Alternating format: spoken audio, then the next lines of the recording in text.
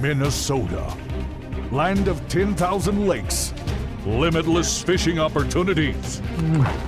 It's here where North America's most popular sport fish, Micropterus salmoides, is considered but a red-headed step-sibling to the state's golden child, the walleye. But there exist two enlightened anglers who attempt to catch this lowly largemouth. The operative word is attempt. Stupid fish. Lifelong friends Pete Wagner and Greg Underdahl have a passion for fishing. Oh, it's got my rod. Oh. But their enthusiasm doesn't end at catching fish. These guys live to discover people Give me a hug here. who share their love of angling. Where did you buy your shoes, by the way? People as unique as the fish they pursue. Yeah! This isn't another fishing show. This is another fishing show.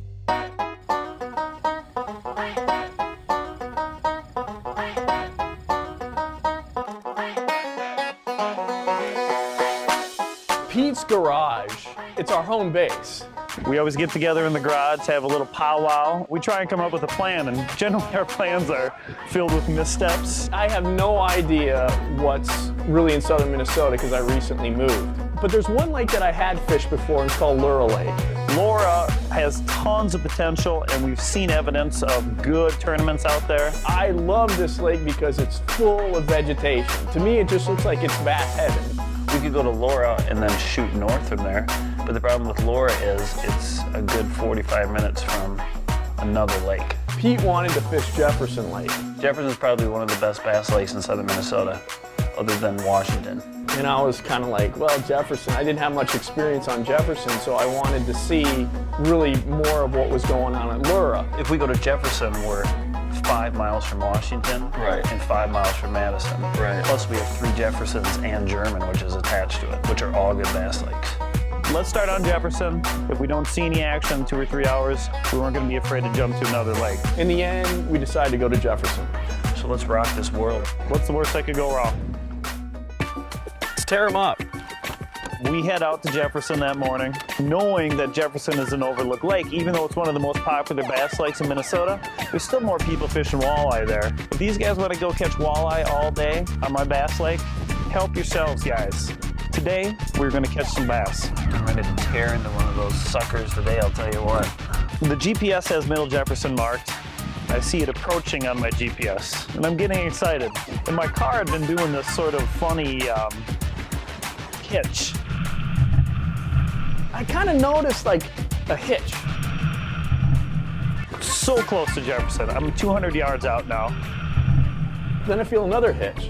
The third hitch, every light on the dashboard comes on, His RAV4 dies. and we're still rolling towards the public access. You gotta look on the bright side. At least we're at the lake.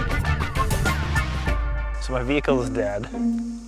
Died about a quarter mile that way. I come rolling up to the promised land of the public lake access, which is fine, because I could probably get this trailer and this boat in that water without needing that piece of Toyota over there. We have 2 options: tow the truck home with the boat, or talk a mechanic into fixing it the next day and just staying at a resort on Jefferson somewhere. Resort. I'm going to Google Lake Jefferson resorts, and if I can find a resort to stay at, I'm gonna stay there. I'm gonna fish tonight and tomorrow. I think of like maybe a resort, maybe being in like Cabo, you know, not Jefferson Lake. I mean, seriously. Nobody's answering. 2 of the resorts have disconnected numbers. Summer Breeze Resort, which says Cleveland, which I don't know what lake that is, not answering. I call 3 or 4 resorts 2 times, and I'm leaving messages with people. I can't imagine these resorts are full. Announcement 2. The number you dialed has been changed, disconnected, or is no longer in service. If you feel you have reached this recording in error, please check the number and try your call again. Some resort industry they got rolling out here. AAA, how you doing? I've been better. AAA has got a tow truck headed our way, and we got some time to kill. What better way to kill some time than the shore fish? Well, there's room for 2 down here. Oh my God. What kind of fish is that? It's a drum, man. Fishing a big, expansive lake from the shore where you only have this much to fish kind of humbles you. It's also very sad. I see you're using a spinnerbait. Very nice choice. That's a different approach than what I Way was. too sunny for a spinnerbait right now and a buzzbait, but who cares? I think we knew at that point that our day was starting to swing the other direction, and maybe we weren't going to be tackling Jefferson the way we had hoped we were going to. Yeah, the sheephead's a little raunchy. Yeah.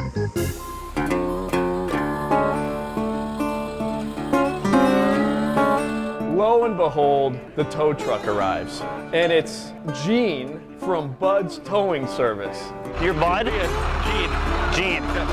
Pardon the television show that we're filming too. Really? I frankly don't know who Bud is because Gene owns the towing service. You're doing a TV show here? Our fishing show turned to why Toyotas are a piece of show. The one weekend that there's a festival going on in the small town that Gene is from happens to be that weekend. And Gene has no interest in spending a Saturday night or Sunday morning working on my Toyota. If it would have been a Ford or Chevy, maybe, but I'm pretty sure Gene had no interest in the Toyota. He's gonna get the Rav up there in the flatbed.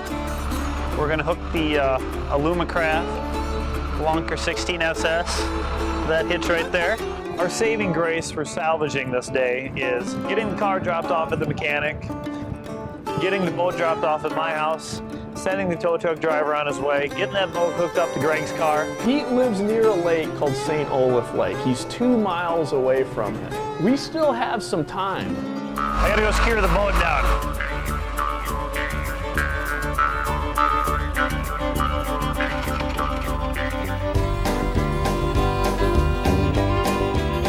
I'm learning quickly that Gene, the tow truck man, is a American gem. He's sort of that salt of the earth, Midwestern, hard-working guy that made my day a little bit better.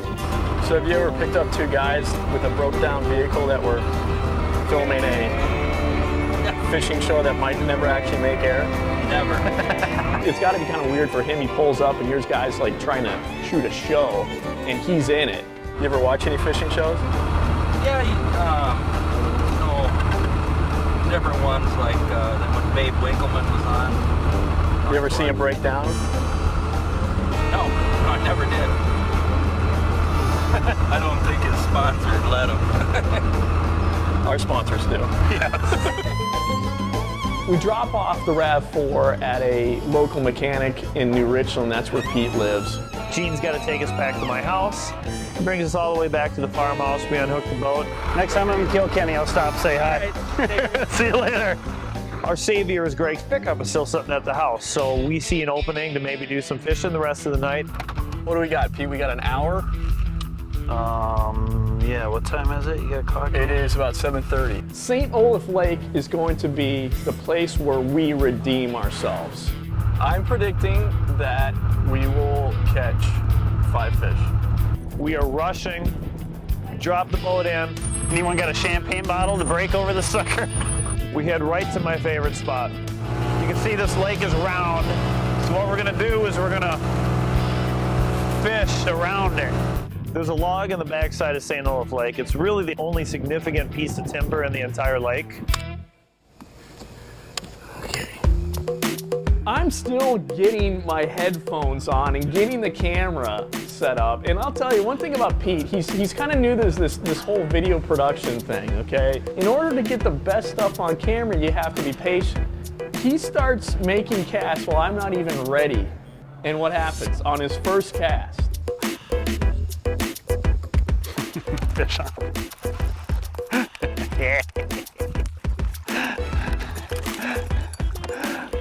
Yes! Ladies and gentlemen, he's not the biggest, but he's very meaningful. First cast fish. Not a big fish. 1 cast, 1 fish. Would have been like that all day. We just got in the water. So here we go. Let's try to catch 5 in the short amount of time that we have left. I mean, the sun is going down. That's 1 down, 4 more to go. My old buddy Greg is quite the pitcher. In this scenario, I'm discussing a bass rod and a jig and a Texas rig, whatever you want to throw. He is a maestro at pitching him out and dropping him in quiet.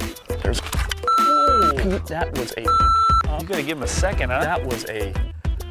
I wasn't paying attention. I wasn't pitching the way I wanted to yet. I hadn't found my groove. I was late on the draw. That all changed when I pitched into this one particular dock. There he is. Oh, that's a good fish, too. Whoa! I set the hook, and this fish is solid. Get it going. Just start. It's already recording. Oh my God. Pete is shooting the camera backwards. Facing the wrong way. Look at how big he is. Zoom's all screwed up. Just zoom it out. Zoom it out. Part of what I do for a living is I'm a camera guy. The problem is, Pete's a grocer. Yeah. We gotta get that thing back in the water, dude. We ain't done yet. As long as he eventually got the camera pointed in the right direction, I'm fine with that. Oh, someone sent us to Ola for That's the a right pretty nice reason. one. That's pretty I'm good. Pull just- that fish up a little I'm just higher. saying. We can't get him in the shot. There you go. This is a big fish, man. This is what we came to St. Olaf for. That is a nice bass, dude. Look how thick he is. Okay.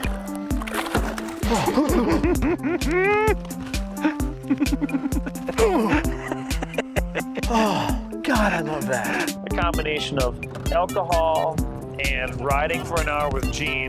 We're starting to see that we can make this work. We need 3 more. We're going for 5. Pete's throwing that spinnerbait. Bam! I don't know if my 2 have added up to yours yet. Nothing to write home about, but it's 3. It might be dark, but it ain't over till it's over. We're not gonna quit fishing because it gets dark. We're gonna keep fishing as long as we can catch fish. You got some life in you, don't you? Pete catches another one on a spinnerbait. And this one, you can hardly see. We are fishing in the dark, as you could pan up and notice a full moon. All we need is 1 more. That's a salvage day. This is number 4. I've had 3 the same size as Sylvan caught up to you. Add them all together.